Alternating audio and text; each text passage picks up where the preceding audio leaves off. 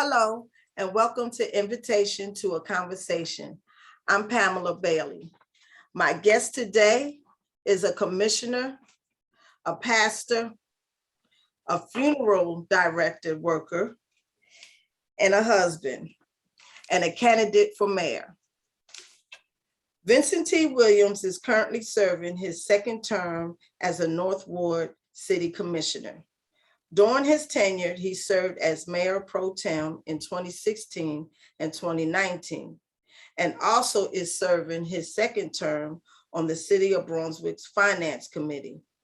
He is a native of Brunswick, Georgia, and the son of Evelyn Ford and the late Alexander Leggett. He has been married to Bridget Williams for 36 years, and they have 2 children and 2 granddaughters. After graduating Brunswick High in 1984, he continued his studies and played football at Bethune-Cookman College. He holds a BS in psychology as well as a PhD in religious studies and is the owner of Wings of Faith Bible College.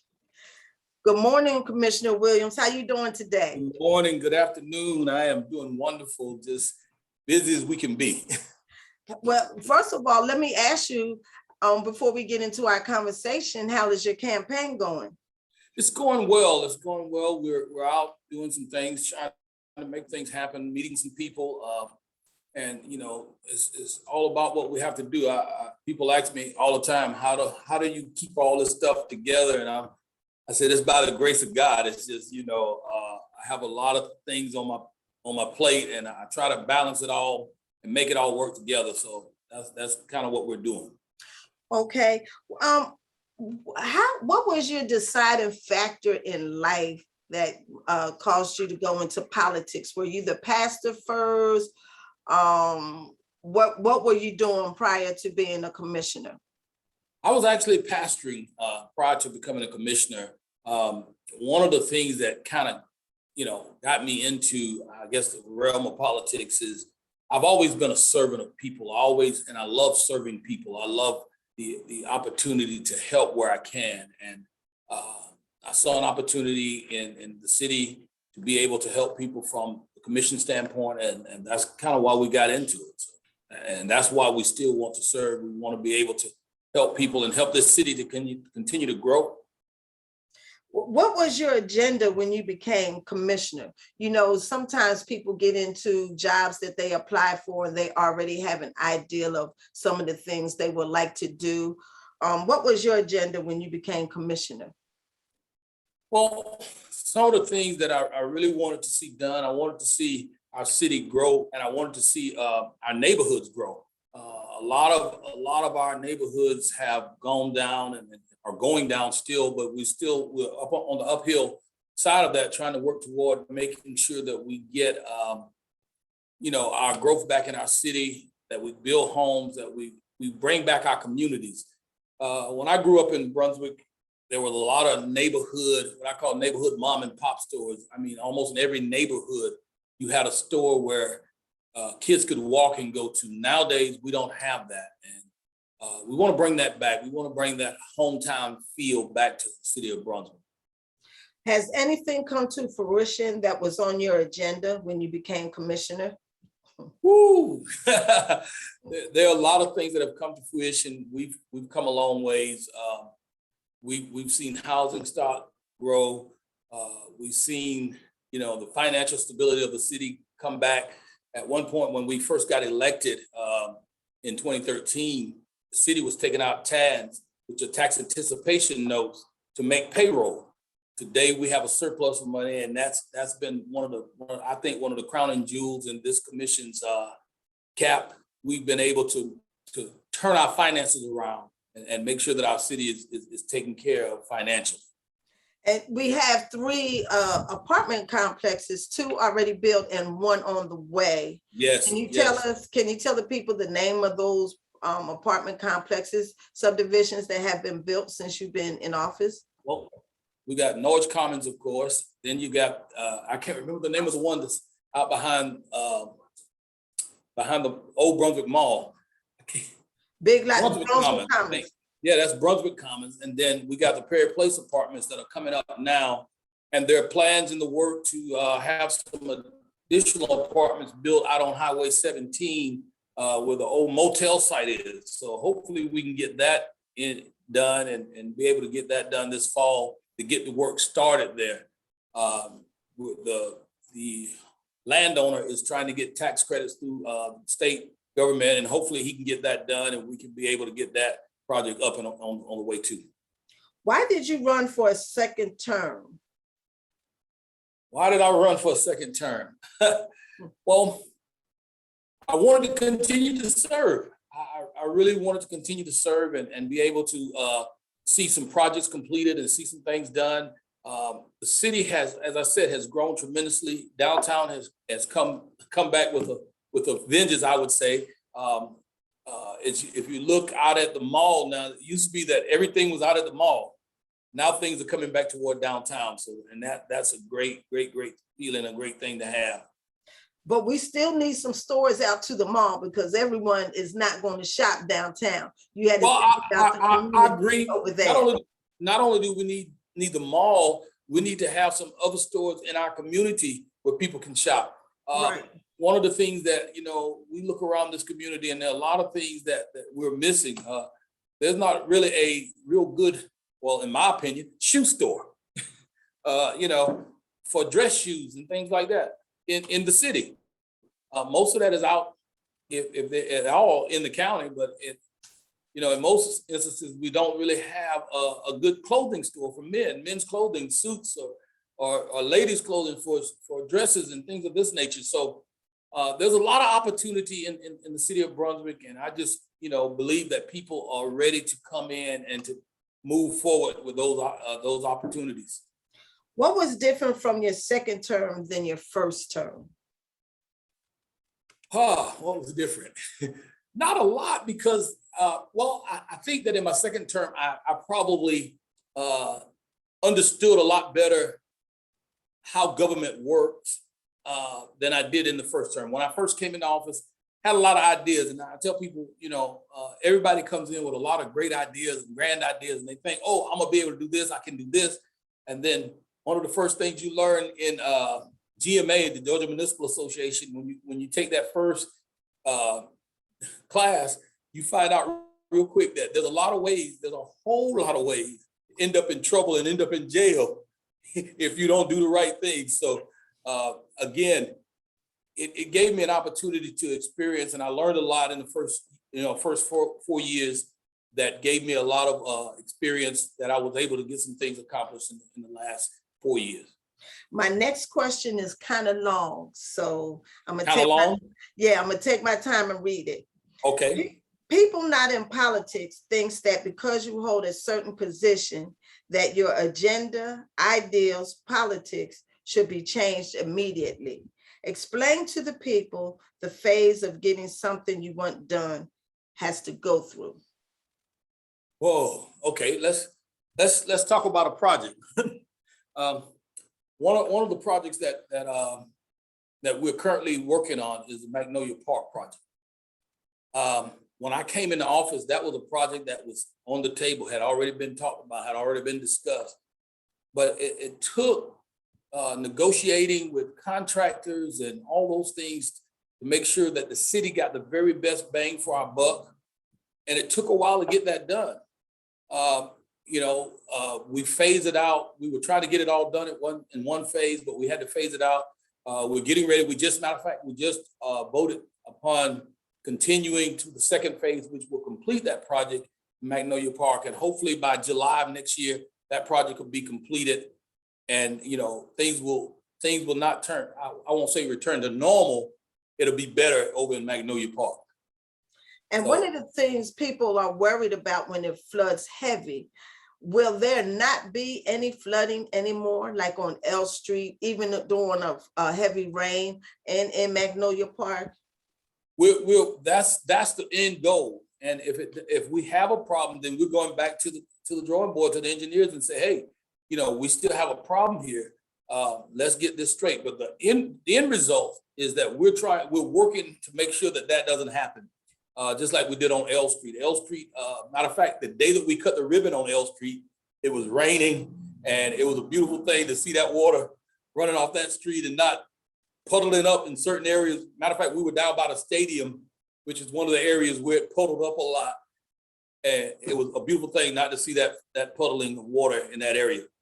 And and the reason why I asked you that question is because any commissioner or any mayor that you're running for that seat, that it's not just their word or their ideal that's going to get passed. Don't you need the whole commission?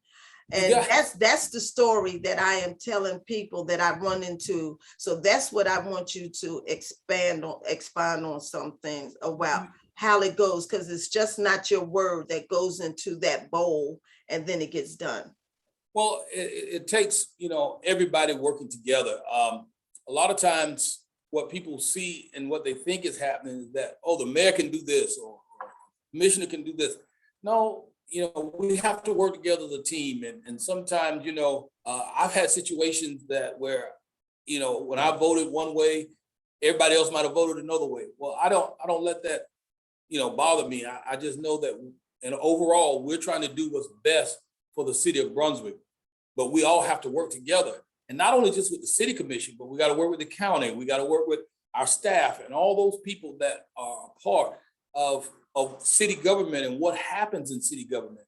So there are a lot of times when, contractors and whoever else that comes in, we've got to work with those people. I mean, we have to work with the DNR, we have to work with GDOT, we have to work with all these different agencies that the public is not aware of. And sometimes, they say to us, well, this street or that road or this street.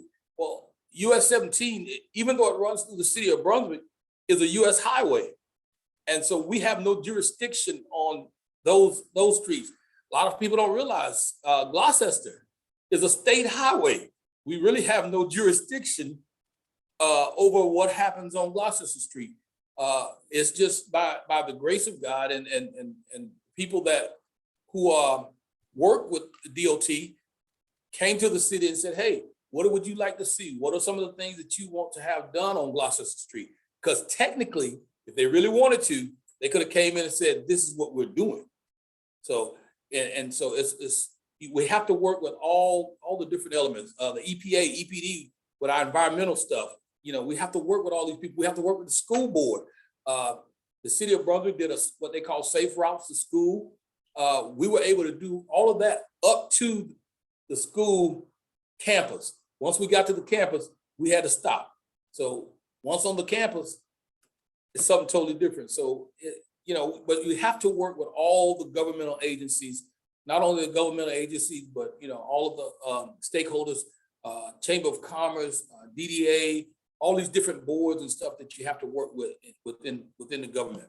And the rest of the commission board and the mayor has to understand your plight or your goal or your vision in order for them to agree on a particular project. Is that correct? That's very much correct. Mayor Harvey, over the last 8 years, have brought certain things to the commission that, we've all worked to make happen and to agree upon and to see built.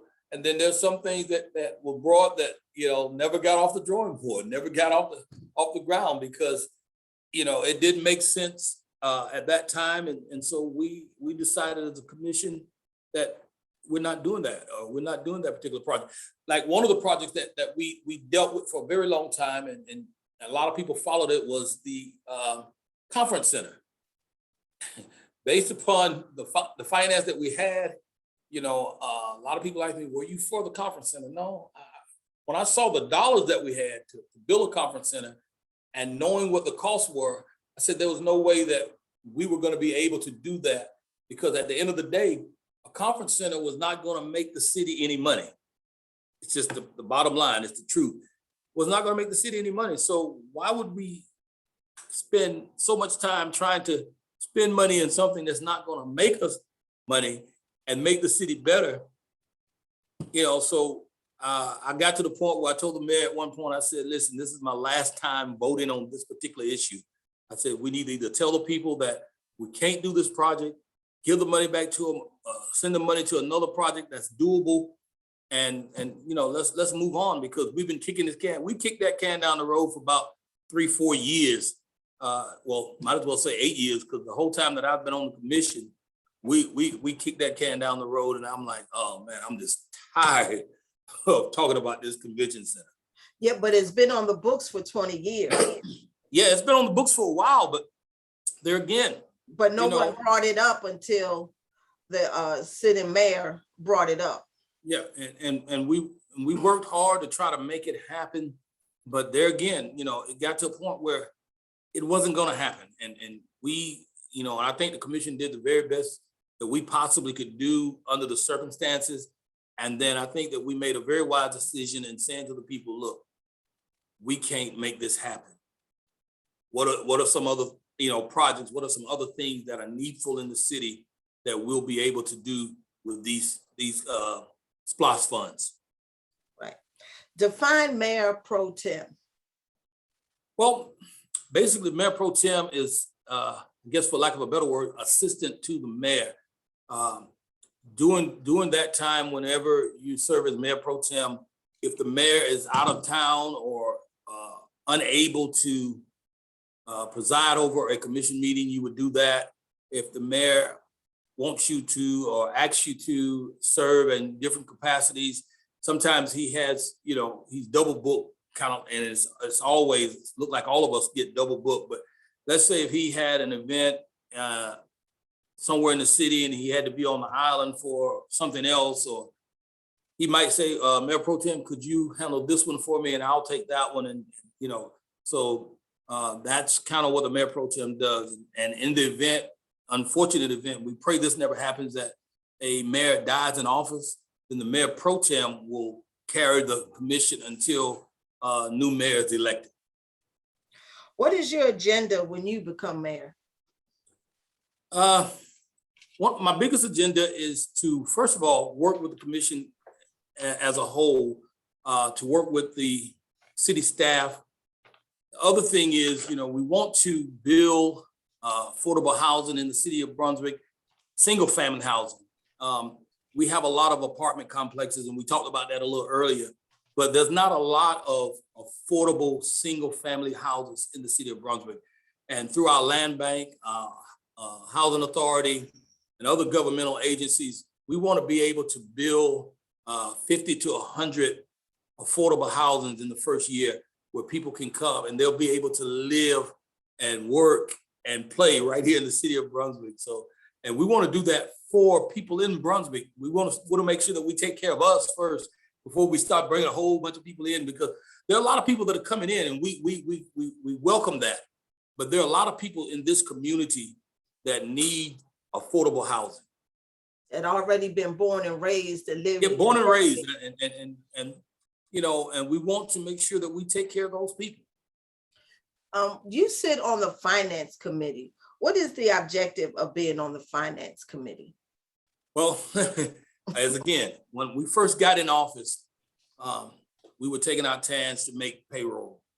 One of the first GMA meetings that I went to, matter of fact, me and Commissioner Harris was in the same class. We was sitting there together, and they said to us, follow the money, know where your money is in your city, and make sure that your city is operating in such a way that your capital outlay is that it's right.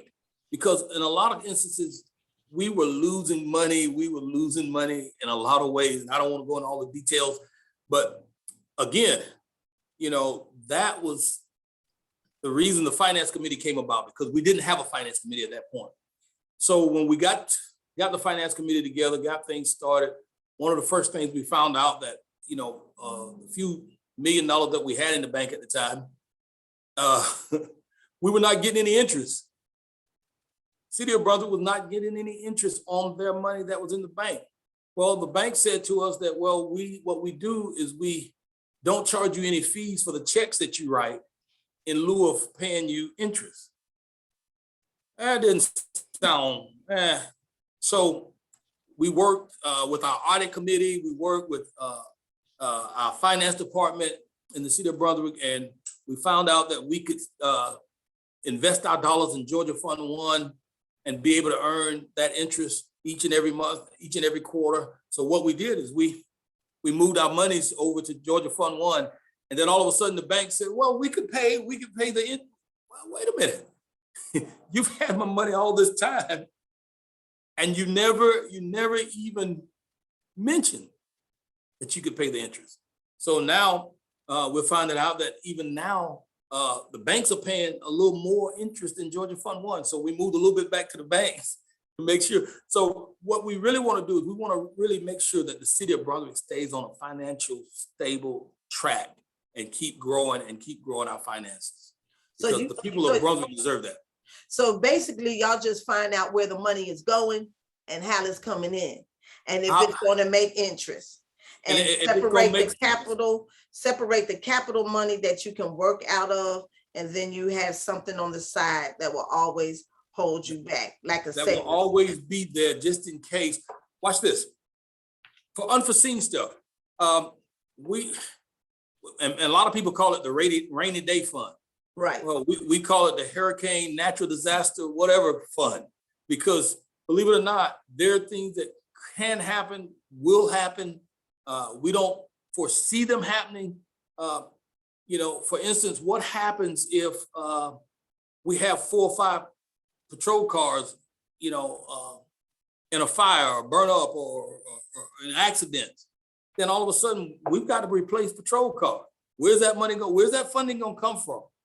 So we make sure that, and I heard one of the persons that is running for mayor said that we ought to give everybody in the city $500. I was like, because I said we had a surplus. I was like, no, we can't do that because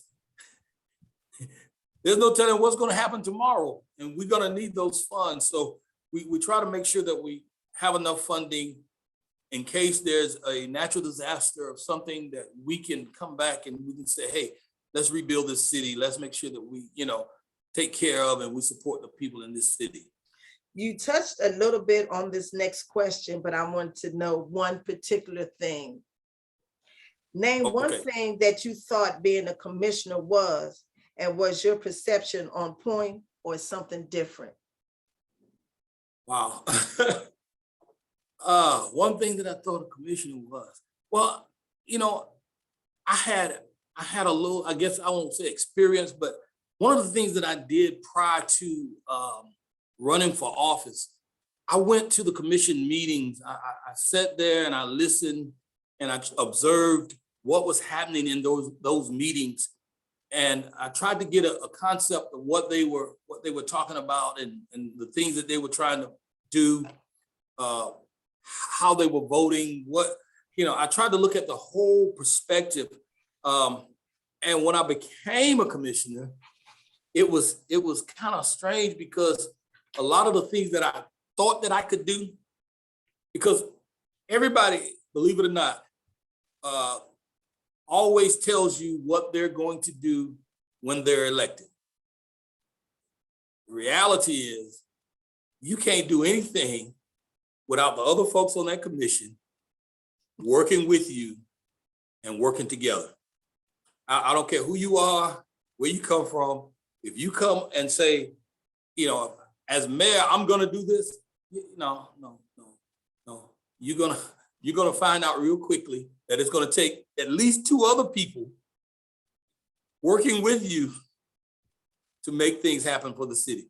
And what you really want to do is to make sure that we work in harmony, we all work together. I don't want to serve on a commission that we always agree on everything, because guess what? That means that then we become robotic in our efforts. So I really like that we have a balance. And sometimes, somebody else's point of view, somebody else's understanding, somebody else's ideas, it all works together.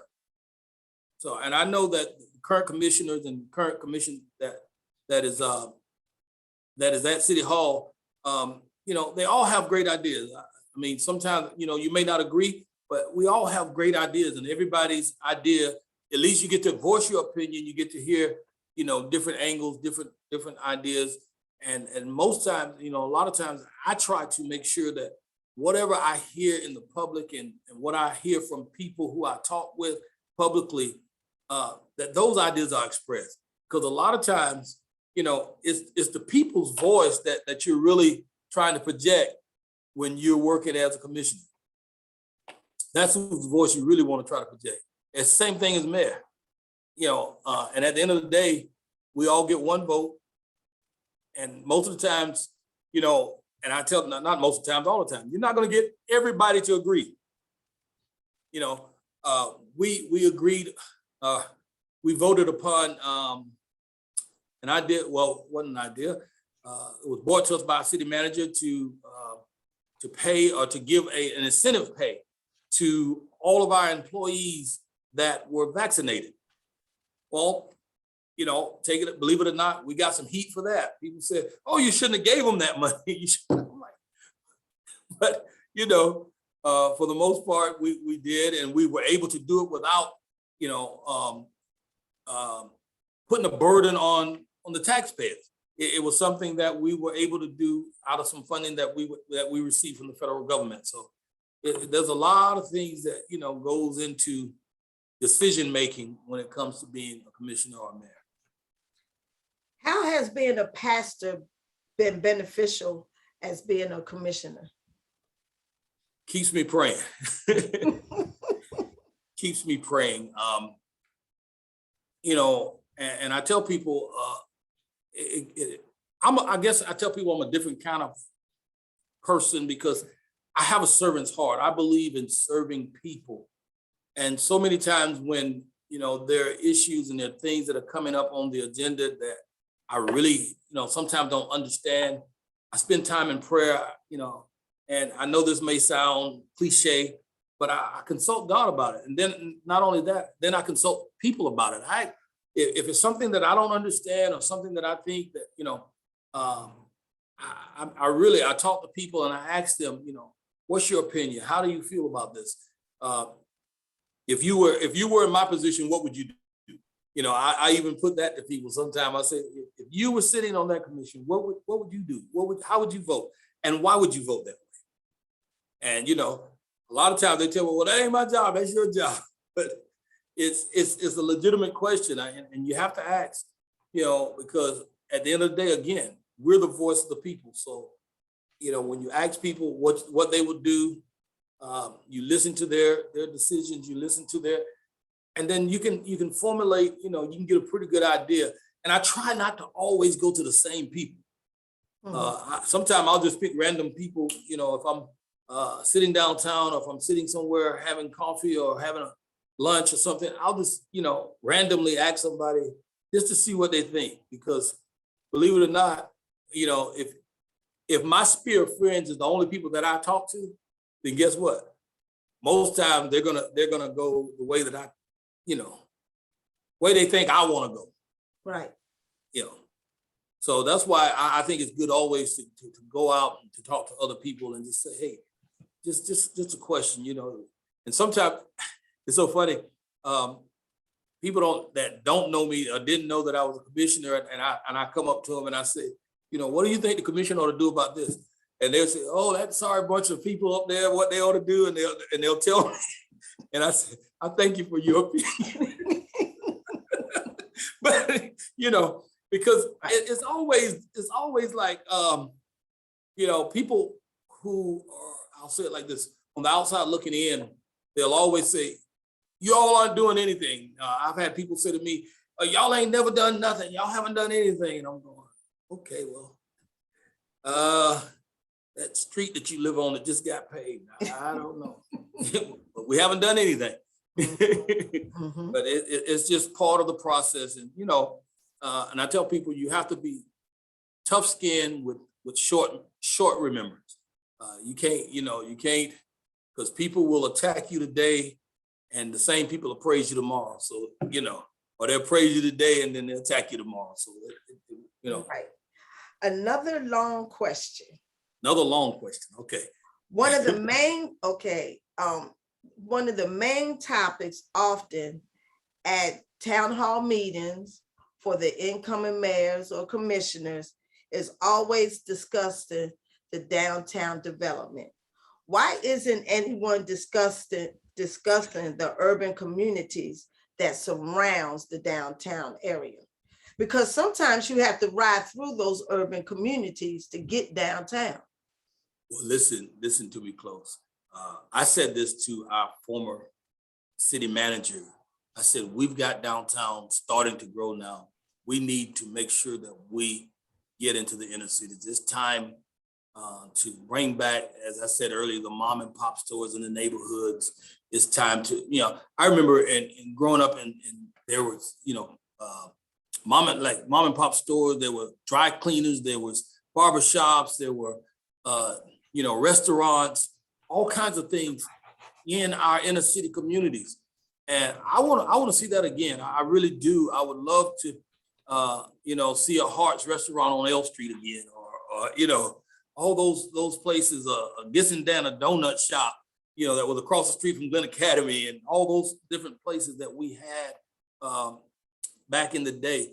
I long and I'm praying and I'm very hopeful that in this next commission, we'll be able to get Orange Park back thriving again, as we've got all the equipment for a splash pad, and we're looking to locate that in Orange Park. I want to see that done. I don't want that to be another one of those 15, 20-year projects down the road that we keep pushing down the road. I mean, we've got all the equipment. We've spent taxpayers' dollars for that equipment, and I think that the taxpayers deserve to have that splash pad here in the city of Brunswick, and we got to make sure that it happens. There's another park a block or two before Orange Park, and someone asked me, is there nothing being done to that park? Because there being new gym equipment like swings and stuff going on in the parks. I think it's Palmetto Park. I don't know. I'm not sure, but it's another park on the same street as Orange Park. And depending on which way you're coming, you either get to it before Orange Park or afterwards. So it's probably, I'm thinking it's probably Palmetto Park, which is north of Orange Park. And the reason I said, Orange Park is because all of the equipment, the water lines and all that stuff that will be needed for a splash pad is already at Orange Park. There used to be a pool in Orange Park that is now full of dirt, for whatever reason. I won't go into all the details of that, but Black history moment. Yeah, one of those moments. But I think that Orange Park would be suitable for that. It would be in an area where it's kind of centered in where our neighborhoods, our children from McIntyre Court and those areas can get there relatively easy. You know what I'm saying? A lot of the problem, and one of the things that I really want to talk about again later on when we get to it, if you want to get to it, recreation, because if our kids are not recreating at our parks, where are they recreating? They're doing something somewhere. So, that's the kind of thing that we really want to push and make sure that we get done here in the city of Brunswick. Does politics belong in the church? I'll say it like this. The church belongs in politics. I don't say politics belong in the church, but the church belongs in politics. And the reason being is because the scripture says that the government lies on the shoulders of Jesus and it lies on the shoulders of his people. And we've got to engage. We've got to be a part of what's happening, because a lot of what's happening, whether we believe so or not, is happening to our congregations. It's happening to our people. And as leaders in these congregations, we've got to step up and say, hey, we can't continue to go this way. We got to be that voice to make that change. We got to be that voice to make things happen. And, a lot of people said to me, how can you be a pastor and be a politician? Well, you got to learn how to separate too. When I go home, I'm not Commissioner Williams. When I go home, I'm honey, I'm papa, I'm Diddy. That's who I am. I'm home. And so I try not to, and even though I take very seriously everything that I do in the city government, but I try not to take stuff home to my family. When I'm spending family time, it's family time. When it's time to put on the commissioner's hat and do the things that I need to do for the city of Brunswick, that's what it is. When my phone rings and got a lot going on outside right now, a lot of sirens and stuff going by. But when I hear my phone ring and I hear on the other side there is a constituent and they're saying, look, I've got a situation, I need help. I do everything I can to help them.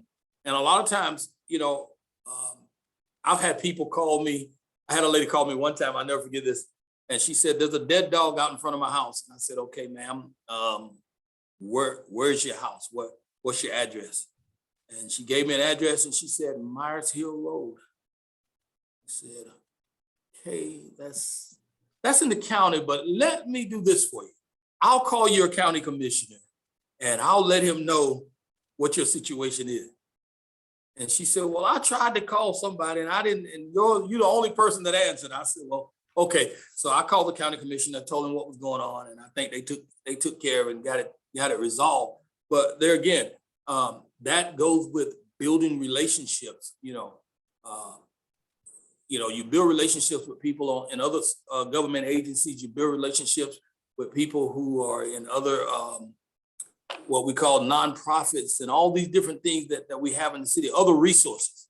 You build those relationships so that when the time comes and you need them, you're able to do that. But again, to answer your question, the church belongs in politics. Okay. Now, how do you, and this part of your answer to my previous question segues into this question. How do you balance being a husband, father, commissioner, and pastor? It's a tight balance. And, one thing I've learned is that there comes moments when you have to take time away. You have to step away. There are moments and there have been days and I would go to City Hall and I'd say to the city clerk, listen, for the next 3 days, I'm going to be out. I'm going to be away. I'm going to spend time with my family. I'm going to spend time with my granddaughters, 2 beautiful granddaughters, and I love spending time with them. And so you have to have that balance. I mean, there's times when I've had people call me and ask me to speak on platforms and, at church. And I tell them, listen, I'm not, I will not use a pulpit for political gain. I said, that's not the way I work. That's not the way my grandfather taught me. That's not the way he raised me. So I just don't do that. A lot of people say, well, why don't you go to the churches and speak? You're running for mayor and da da da da. Why don't you go? And I said, no. I don't think that's the platform. So I make sure that I separate the 2, the 3, and all the other things that I do. My work at the funeral home, again, I love serving people. So that's one of the things that I do. It's all about serving. And you gotta understand the capacity and where you need to serve and what you need to do and when you need to do it. So, again, I try to balance it that way. So now that answer segues into my next question. Okay. What makes you stand out from the other mayor candidates? Wow. I think my experience would be the very first thing. Again, 8 years ago, I would have probably been in the same shape that most of them are in today, not really knowing anything about how city government works. It's very easy to say, oh, I know this and I know we can do that, and I know this and I know that. But if you've never been behind those closed doors in executive session, if you've never been, because watch this, there are a lot of things that happen in executive session that the public will never know. They should never know.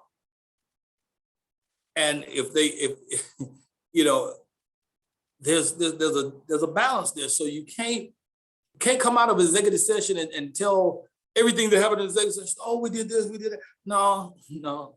That's why it's called an executive session. As long as you don't vote in executive session, you're good. And one of the things that we always do in executive session, our city attorney, of course, is always there.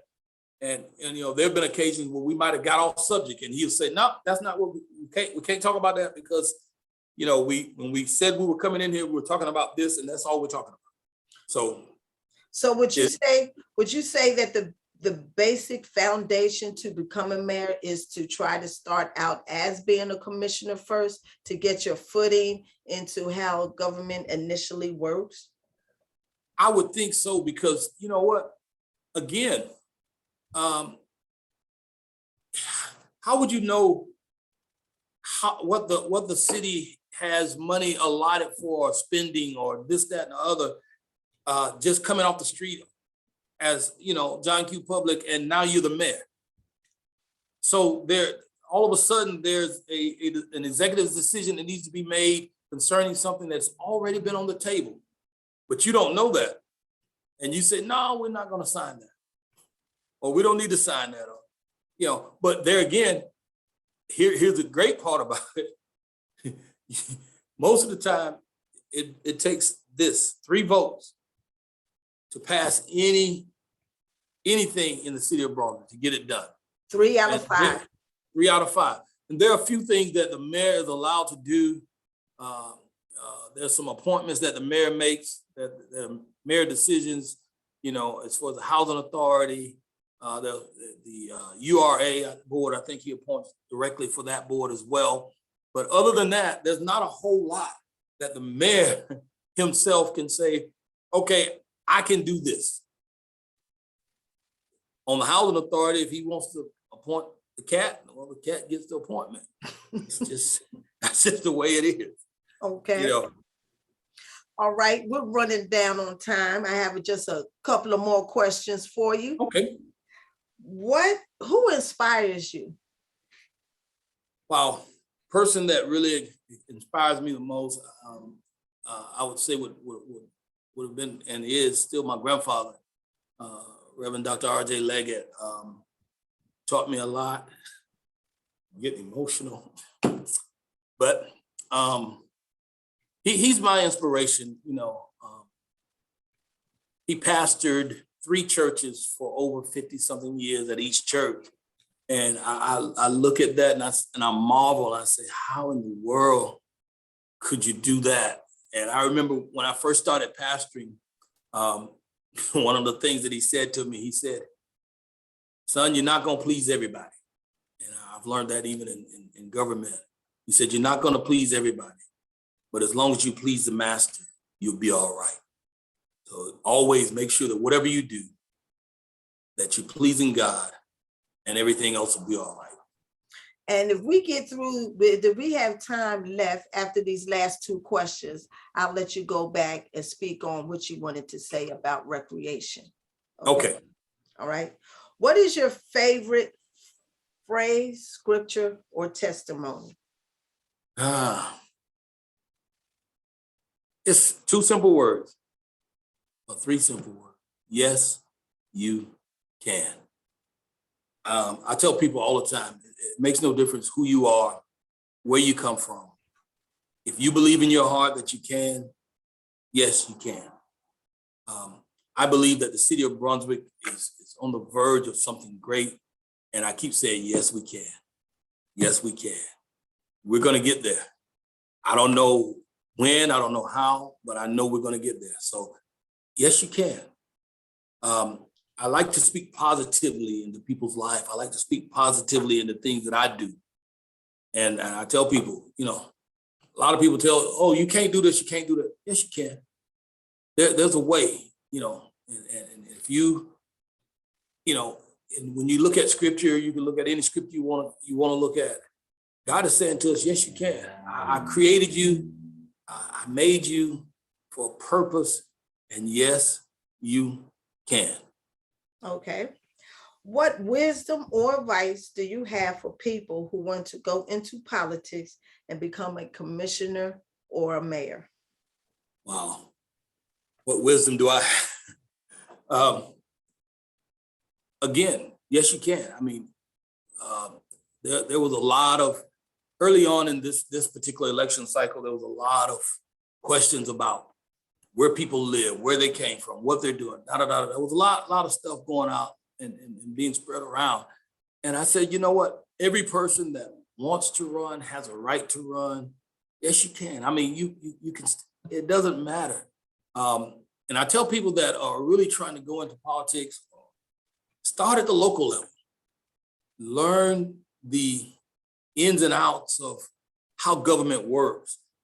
Get on boards. There are so many boards in the city of Brunswick that we have that we're always looking for people for. There's the tree board, there's the audit committee, there's the we don't have citizens on the finance committee, but there's all kinds of different boards that the city has, historic preservation, all these different boards, the hospital authority, I can go on and on, but there are lots of boards that we're always looking for people to serve on. And I hope and trust, even with this upcoming election, all these people that are running for mayor and for commissioner and all this stuff, listen, don't leave when the election's over. Get on some of these boards and find out how city government really works and what it takes to operate the city of Brunswick. Because a lot of people really don't know what it takes to operate the day-to-day functions of this city. So that's my words of wisdom. If for whatever reason, if you're not elected this time, find yourself getting on a board so that you can, give to the city and then watch yourself grow and understand better how city politics work. And most importantly is to attend either virtually or in person the city commissioners meeting first and third Wednesday of each month at 6 o'clock. It's Facebook Live. They can go through the City of Brunswick government webpage and connect on. And that's the start. That's the start in keeping in tune of what's going on. And that's one of the things that I did before I was elected. I mean, I would attend commission meetings on a regular basis. I would just come in and sit in the back, back when I was, before I became commissioner, I was on what they call the planning and zoning board, which it was dissolved for that was a whole nother ball game, a whole nother reason there too. But the planning and appeal board was dissolved. So what we did is we worked real hard. One of the things that I pushed real hard to have happen is to bring back that planning and zoning board in the city of Brunswick, which we now have that board back, and they're doing an excellent job. And it takes a lot of weight off the commission, when we have some eyes from the public looking in at different planning and zoning stuff, and they come back and say, hey, yeah, this is a good fit for the city of Brunswick. And then it makes it easier for us to move things forward because we have some input from individuals from the public. All right, Commissioner Williams, we have a few minutes left, and I will let you re-speak about recreation in the city of Brunswick. Wow, something very dear to my heart, recreation in the city of Brunswick. About 10 years ago, when we negotiated the laws, we gave to Glenn County our recreation department. Since that time, where we had about 300 kids or more that were participating in city recreation, in baseball, softball, football, cheerleading, basketball, all the different sports. Now we're down to about 18. And I'm not real sure that that's 18. That's the number that's participating in the different sports. So we may have somebody that's participating in 3 different sports, but being counted as 3 individual persons.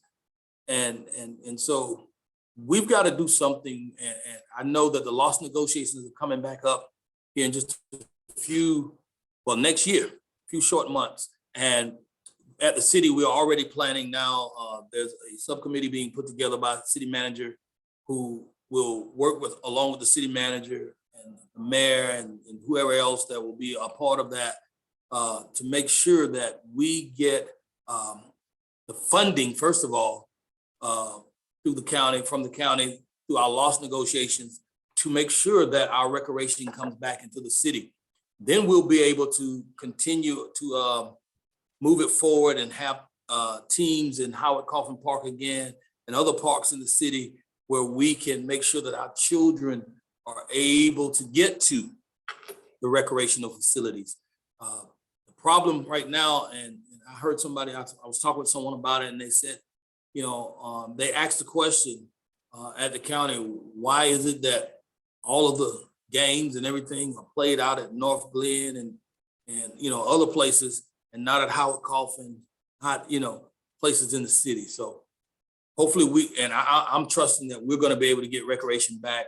That's one of my goals. I'm going to be pushing hard to make sure that happens for our children and our adults, because we just got to have it. It's just something that's got to happen if we want to. You know, people talk about crime and they talk about this and they talk about that. And like I said earlier, if our children are not participating in sports, on sports teams, what are they doing? That's the question we have to ask ourselves. And then we have to make sure that we provide for them recreation so that they'll be able to participate. Well, Commissioner Williams, Pastor Williams, Mr. Williams, thank you for accepting my invitation to a conversation again. There you have it. Thank you for having me. He is now the candidate, one of the candidates for mayor. He's already a two-term commissioner for the city of Brunswick. So if this is your choice, vote Commissioner Williams. And I thank you, and you continue to have a blessed day. Thank you. God bless you. And I appreciate you having me on. Yeah, come back again when you win. Let me know. We're here. We're with you. All right. Bye-bye. Okay. Thank you for the conversation. You're welcome.